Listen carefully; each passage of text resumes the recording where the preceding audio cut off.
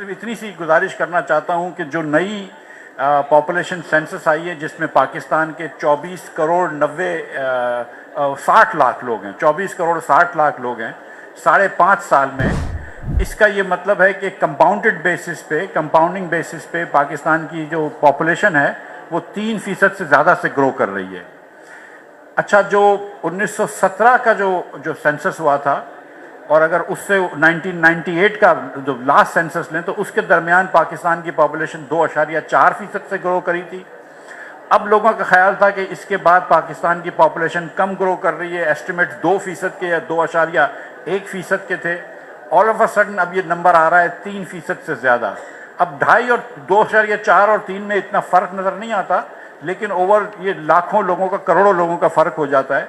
और ऐसे ही मैं आपको बताऊं कि हम साउथ एशिया के रीजन में हैं जहाँ पे हिंदुस्तान, बांग्लादेश, दीगर ममालिक हैं, तो यहाँ पे जो पॉपुलेशन होती है ग्रोथ, उसके लिए 2.4% भी बहुत ज़्यादा है। इसलिए लोग समझ रहे थे कि 2% या 2.1% पाकिस्तान की ग्रोथ होगी। 3% ग्रोथ तो सब सहारन अफ्रीका में भी नहीं होती, 3% ग्रोथ कहीं नहीं होती है। सो इतने बड़े मुल्क के अंदर 3% पॉपुलेशन की ग्रोथ कर लेना, ये मतलब तकरीबन आप समझ लीजिए कि मतलब 24 साल के अंदर आप पॉपुलेशन डबल करना ये मुमकिन नहीं है। सो कहीं ना कहीं यहाँ पे मेरे ख्याल से या ये कहना ज़रूरी है कि हो सकता है कि ये सेंसस गलत है, सही है, मगर अगर ये सेंसस गलत है इसका मतलब है कि पिछले तमाम सेंसस गलत थे। तो कहीं ना कहीं गलती ज़रूर है, क्योंकि 3% की ग्रोथ हो नहीं सकती है। तो अगर आप मैं तो कराची को मैं नहीं देख रहा हूँ, मैं तो पाकिस्तान भर को देख रहा हूँ कि अगर पाकिस्तान की पॉपुलेशन आप 3% से ग्रोथ दिखा रहे हैं तो बड़ा लंबा एक सवाल खड़ा हो जाता है, सवालिया निशान खड़ा हो जाता है कि इसको हम ऐसा कैसे हो सकता है।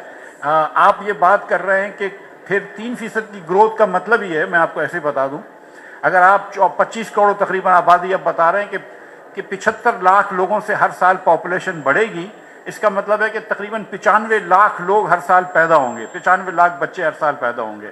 जो हमारा बेस्ट एस्टिमेट है कि वो पाकिस्तान में 55 लाख बच्चे पैदा होते हैं। और अगर 55 लाख बच्चे भी पैदा हों पाकिस्तान में और 50 बच्चों को अगर एक क्लासरूम चाहिए तो आपको हर साल 70,000 स्कूलें चाहिए, 70,000 क्लासरूम चाहिए। और 50 बच्चों पे एक टीचर चाहिए तो आपको 70,000 टीचर चाहिए, जो कि हम ज़ाहिर है नहीं रखते।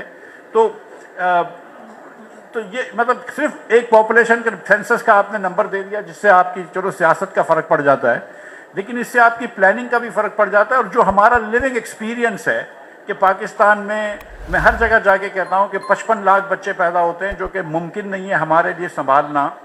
और it would be very difficult to think कि 55 से ज़्यादा बच्चे पैदा होते हैं या 60 लाख से ज़्यादा बच्चे पैदा होते हैं। अगर ये सेंसस सही है तो हमारे यहाँ 90 लाख बच्चे पैदा हो रहे हैं, वो हो नहीं रहा है। सो इसलिए ये जो हमारा लिविंग एक्सपीरियंस है इससे ये मुख्तलिफ नंबर आया है। सो हो सकता है कि ये सेंसस सही हो सकता है कि पिछले सेंसस गलत हों, लेकिन मेरा ये ख्याल है कि शायद ये वाले सेंसस में कुछ अभी इबाम होने चाहिए या कुछ ना कुछ इसके बारे में इसको फिर नज़रसानी करनी चाहिए। अब अगर ये सेंसस ठीक है या गलत है, एक तो ये कि ओवरऑल टोटल नंबर तो गलत है। अब अगर टोटल नंबर गलत है तो आपको ये नहीं पता कि कौन सा पार्ट गलती है, किस पार्ट में गलती है। तो basically I think you will have to redo this whole thing. 30-35 अरब रुपए लगते हैं इसको करने में, वो पाकिस्तान में ही खर्च होते हैं, कोई इतनी बड़ी बात नहीं है। और अब तो टैबलेट्स खरीद ली गई हैं, तो अब मेरे ख्याल से 17-18 अरब रुपए लगेंगे, जो कि बहुत कम पैसे हैं। मेरे ख्याल से फिर से कर लेना चाहिए। टाइम्स ऑफ कराची से जुड़े रहने के लिए हमारा चैनल सब्सक्राइब करें। हमारी वीडियोस को सबसे पहले देखने और बाखबर रहने के लिए बेल आइकन पर क्लिक करना ना भूलें।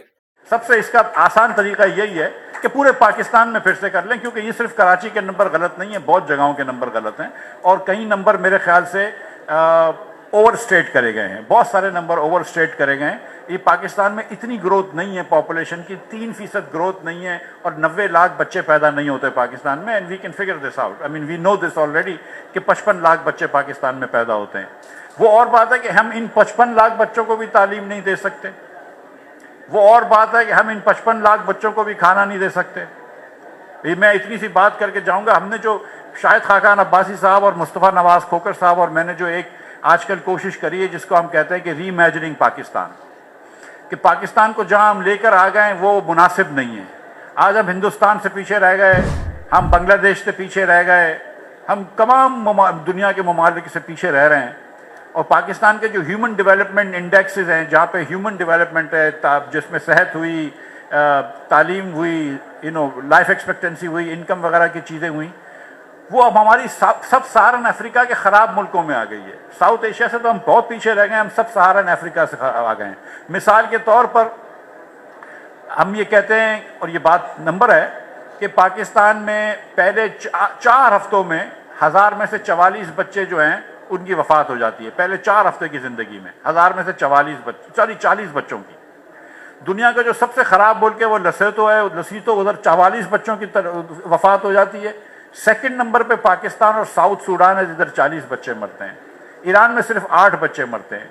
तो पाकिस्तान के अंदर तो हम बिल्कुल अपने गरीब लोगों को साथ नहीं लेकर आए हैं, जो 90% पाकिस्तानी हैं जिनको हमने अदर किया हुआ है। ये तो मैं हमेशा से बात करता हूँ कि 1% अशराफिया के लिए पाकिस्तान चलता है, और वो कितनी अशराफिया कनेक्टेड है, चाहे वो HSN कॉलेज से आधे जजेस आ रहे हैं सुप्रीम कोर्ट पे, या आप सबके रिश्तेदार एक दूसरे के होते हैं, कि आप देखिए कि किस किस्म की एक एलीट फैमिलीज़ ने पाकिस्तान को कंट्रोल कर रखा है। और ये अब आपको एलीट तब तक नहीं तोड़ेंगे, क्योंकि एलीट को ग्रोथ नहीं चाहिए होती है, तो ऑलरेडी बड़ी अच्छी जगह पे हैं। जब तक आप ये एलीट नेटवर्क नहीं तोड़ेंगे तो पाकिस्तानी गरीब आगे पाकिस्तानी नहीं आएगा। और वो गरीब पाकिस्तानी जो है उसके लिए हमको, और ख़ास तौर पे मैं MQM से भी रिक्वेस्ट करता हूँ कि हर गरीब पाकिस्तानी के लिए आवाज़ उठाए, चाहे वो चारसद्दा के अंदर रहता हो, दादू में रहता हो, या कराची में हो। गरीब गरीब है और भूख सबको उतनी लगती है। तो और अब तो और इंशाल्लाह ये हम सब मिलकर पाकिस्तान को आगे लेकर जाएंगे। कोई अकेली एक पार्टी या कोई नहीं एक शख्स ले सकता, लेकिन अब ये वक्त आ गया है, क्योंकि 75 साल में हमने देख लिया है कि हम पाकिस्तान को कहाँ लेकर आ गए। हम दुनिया के ममालिक से पीछे आ गए, और जब तक इस पाकिस्तान को नहीं बदलेंगे इंशाल्लाह हम आगे नहीं बढ़ेंगे। आखिर में मैं ये सिर्फ बात करूँगा कि ये रेड लाइन अब लिखना छोड़ दें भाई, खुदा का वास्ता है। ये रेड लाइन से कोई फ़ायदा नहीं होता है। हमारी रेड लाइन सिर्फ एक ही होनी चाहिए, वो पाकिस्तान होना चाहिए। बहुत शुक्रिया।